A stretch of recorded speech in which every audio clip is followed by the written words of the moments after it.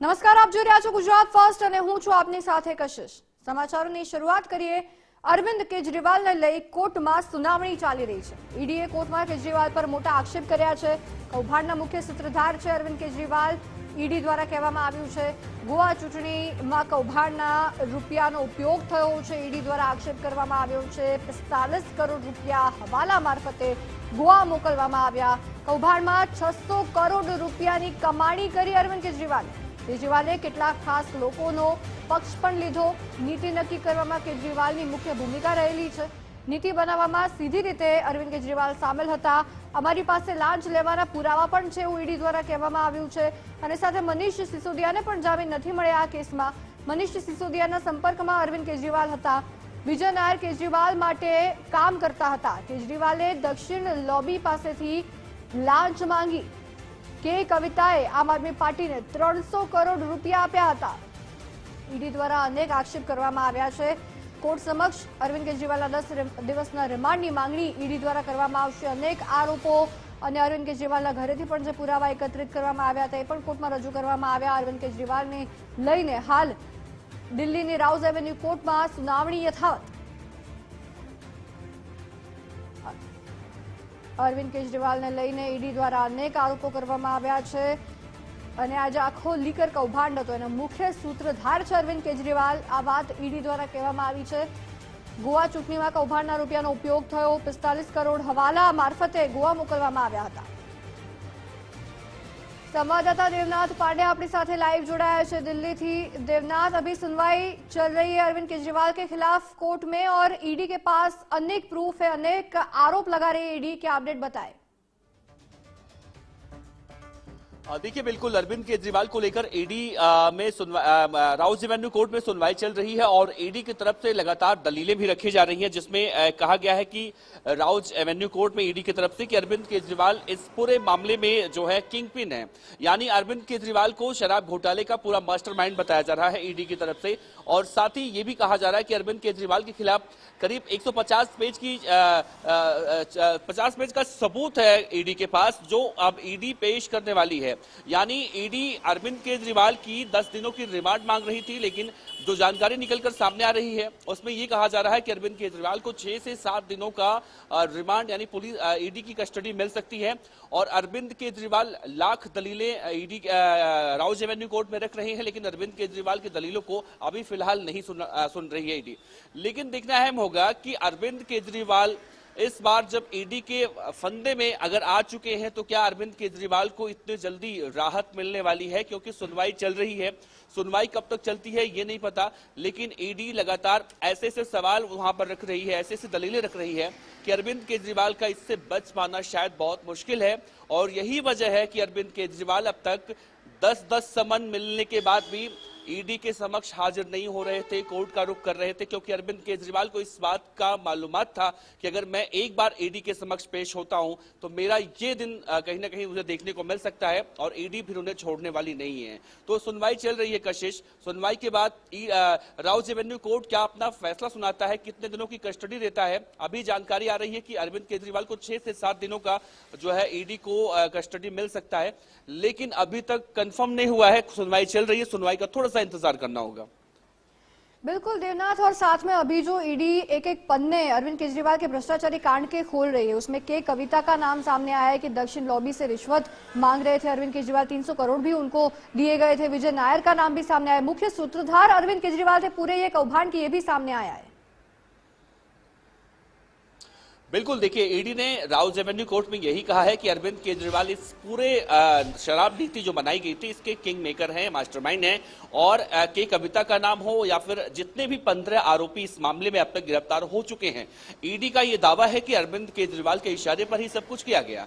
मनीष सिसोदिया अरविंद केजरीवाल के बाद दूसरे सिपह सलार थे जो इस शराब नीति को सुचारू रूप से चलाने में कहीं ना कहीं उनका बहुत बड़ा योगदान रहा है। और यही सबसे बड़ी वजह रही है कि मनीष सिसोदिया की गिरफ्तारी जब हुई थी उसके बाद मनीष सिसोदिया आज तक बाहर नहीं आ पाए। और मनीष सिसोदिया के बाद जब के कविता की गिरफ्तारी हुई तो के कविता ने ईडी के समक्ष ऐसे कई सबूत रखे थे जिससे ईडी को इस बात का अंदेशा हो चुका था कि अरविंद केजरीवाल हो ना हो इस पूरे मामले के मास्टरमाइंड हैं और ईडी इसी मामले में पूछताछ करने के लिए अरविंद केजरीवाल को बुला रही थी। लेकिन अरविंद केजरीवाल ईडी को बार बार ये पूछ रहे थे कि मुझे किस हैसियत से बुलाया जा रहा है, लेकिन आज शायद अरविंद केजरीवाल को ये मालूम चल गया होगा कि उन्हें किस हैसियत से बुलाया जा रहा है। और अरविंद केजरीवाल ने जो 1 महीना पहले प्लान बी बना रखा था और इसको लेकर बीजेपी कहीं ना कहीं हमलावर हो रही है और ये भी कह रही है कि अरविंद केजरीवाल जब कुछ बिना किए आखिर डर क्यों रहे हैं, इसके पीछे की वजह क्या है।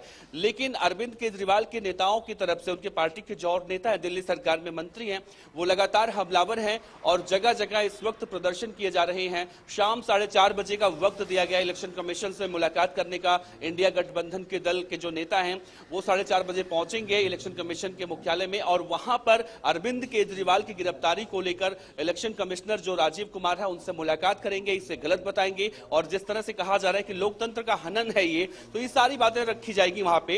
अब इलेक्शन कमीशन भी इस गिरफ्तारी को लेकर क्या करता है, क्या आदेश देता है, किस तरह से सुनवाई करता है, ये बड़ा अहम होगा। लेकिन उससे पहले राउज एवेन्यू कोर्ट अपना फैसला सुना चुका होगा, वो इंतजार करना होगा। जी देवनाथ, छोटा सा सवाल कि गिरफ्तारी के बाद अभी अरविंद केजरीवाल सीएम बने रहेंगे कि नहीं? देखिए, गिरफ्तारी के बाद अरविंद केजरीवाल के पास विकल्प नहीं है कि वो मुख्यमंत्री बने रह सकते हैं और इसीलिए अरविंद केजरीवाल ने प्लान बी बना रखा था।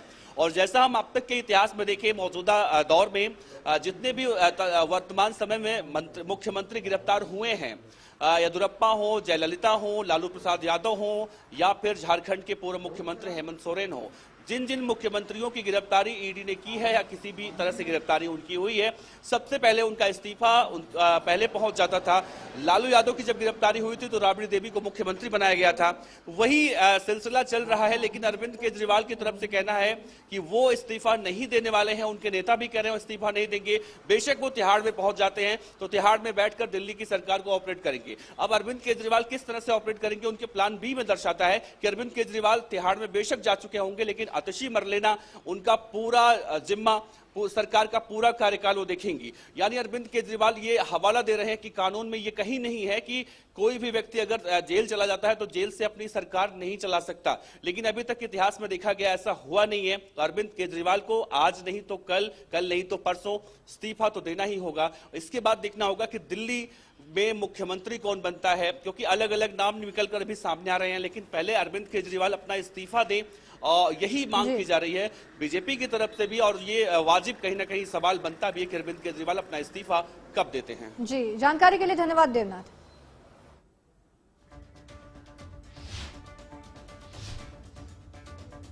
તો અરવિંદ કેજરીવાલને કોર્ટમાં રજૂ કરવામાં આવ્યા છે। ગોવા ચૂંટણીમાં કૌભાંડના રૂપિયાનો ઉપયોગ થયો છે, આક્ષેપ ઈડી દ્વારા કરવામાં આવ્યો છે। 45 કરોડ રૂપિયા હવાલા મારફતે ગોવા મોકલવામાં આવ્યા હતા અને કુલ 600 કરોડ રૂપિયા આવી રીતના એનો ઉપયોગ કરવામાં આવ્યો છે।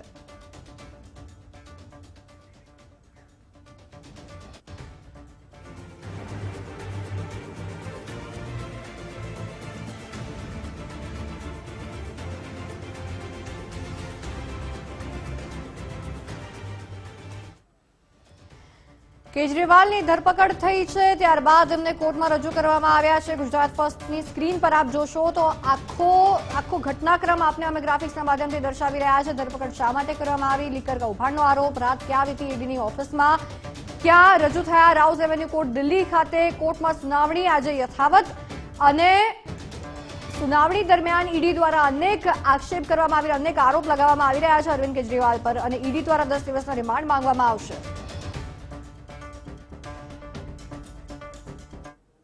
અરવિંદ કેજરીવાલની ધરપકડ બાદ આમ આદમી પાર્ટીના नेता ભાજપ પર પ્રહારો કરી રહ્યા છે, તો બીજી તરફ ભાજપના नेता પણ આમ આદમી પાર્ટી પર પલટવાર કરી રહ્યા છે। શું કહી રહ્યા છે તેઓ સાંભળીએ। देश में पहली बार एक सिटिंग चीफ मिनिस्टर जिनके पास Z+ सिक्योरिटी है, Z+ सिक्योरिटी कवर है, उनको अरेस्ट किया गया है। अब अरविंद केजरीवाल, दिल्ली के मुख्यमंत्री अरविंद केजरीवाल जी की सिक्योरिटी के लिए कौन जिम्मेदार है? आज वो ईडी के ऑफिस के अंदर है, उस ऑफिस के अंदर कौन जा रहा है, क्या लेके जा रहा है, इसके लिए कौन जिम्मेदार होगा? तो ये एक बहुत बड़ी चिंता आम आदमी पार्टी की भी है, ये एक बहुत बड़ी चिंता देश की भी है कि क्या केंद्र सरकार ईडी की कस्टडी में अरविंद केजरीवाल को पर्याप्त सिक्योरिटी दे रही है कि नहीं दे रही है। अब कह रहे हैं कि अरविंद केजरीवाल जेल से सरकार चलाएंगे। ये दिल्ली की जनता का भी अपमान है, कानून का भी और लोकतंत्र का भी। इससे बड़ा दुर्भाग्यपूर्ण दिन क्या होगा कि जो राजनीतिक दल बड़ी बड़ी बातें करता था, कभी कांग्रेस के भ्रष्टाचार की बातें करता था, कभी अरविंद केजरीवाल ये कहते थे कि सोनिया गांधी जी को गिरफ्तार करो, 2 दिन इंटेरोगेशन करो, फिर देखो सारा सच बाहर आएगा कि घोटाला किसने किया। उनको 9 बार ईडी ने समन दिए, वो 9 में से 1 बार भी पेश होने नहीं गए। ऐसी कौन सी मजबूरी थी कि जांच एजेंसियों से दूर रहना जरूरी था। एक के बाद दूसरा व्यक्ति शराब घोटाले में जेल में गया और उसके बाद इनके उप मुख्यमंत्री मनीष सिसोदिया भी पिछले 1 साल से जेल में है।